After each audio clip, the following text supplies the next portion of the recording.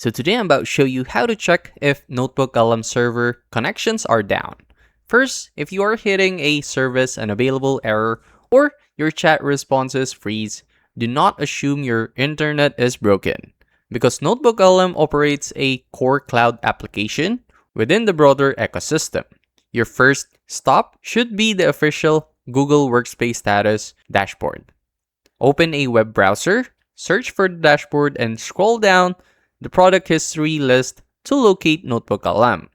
A green check mark means the platform is fully operational, while an orange or red alerts you to a ongoing live service disruptions. If the official status dashboard shows everything is fine but your app still won't load, the issue might be a localized edge server bottleneck.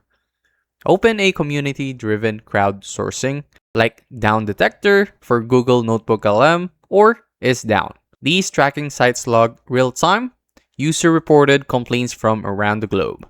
If you see a massive spiking red graph, within the last hour, it confirms that hundreds of other searches are facing the exact same connection errors.